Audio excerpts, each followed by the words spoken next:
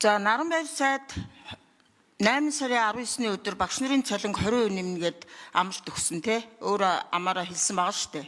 За энэ 20% чинь хаана байна? Хэзээ нэмэх вэ?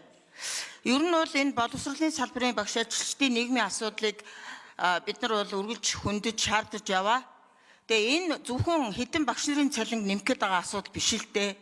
Энэ Монголын ирээдүйн төлөө хийх гэж байгаа хөрөнгө оруулалт юм аа. Хэдэн багш нарыг баяжуулаад хэдэн багш нарын цалинг нэмэх гээд байна гэсэн буруу нийгэмд ийм буруу ойлголт яваад байна. Өнөөдөр сайн хүүхдүүд багшийн сургуулийг сонгохоо болсон. Алдаатай бичдэг, нэрээ бичиж чадахгүй юмнууд бараг багшийн сургуульд орж байгаа 400 оноогоор.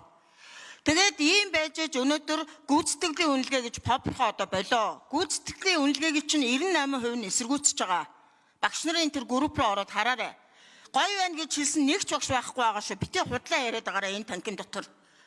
Ер нь бол үннийг ярих гэж байгаа бол бүгдээрээ За Наранбайр сайд хариулт өгье.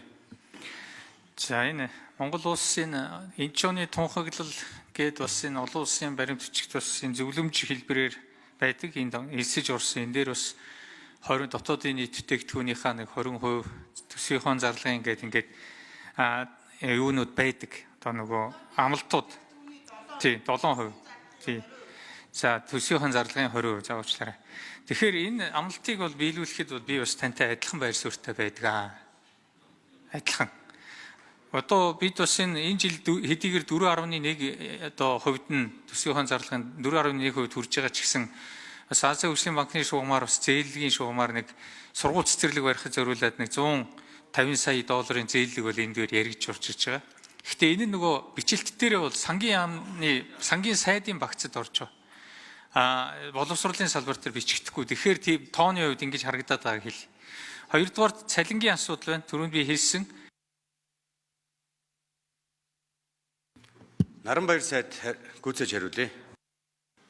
8 дугаар сарын 19-нд та бүхэнтэй уулзахад бол бид бол бас энэ боломжоо бас харж энэ цалинг бол 20 хүртэлгээр нэмэхэд бас энэ чиглэлээр ажиллахад бэлэн байна гэдгийг хэлсэн. Бид бол яамнаас боловсруулсан санал бол 25% нэмэхэд 560 тэрбум төгрөг шинээр шаардлагатай байна гэсэн тооцоо гаргаж явуулсан байна.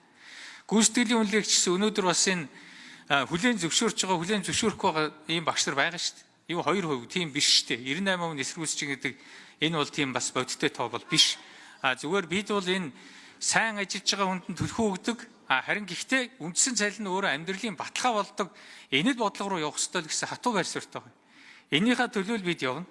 Ийм учраас тэр дотоодын нийт бүтээгдэхүүнд болоод төсвийн зарлагад эзлэх энэ боловсрол зориулах энэ зардал мөнгийг бол улс орны эдийн засгийн өсөлт энэ болгонтой харьцуулж харж агаад боломжоор бид нэмээд ингээд явах ёстой. Боловсролд оруулсан хөрөнгө оруулалт болгон ирээдүйд энэ 4 дахин өсөж орж ирж байдаг. Ийм л зүйл шүү дээ.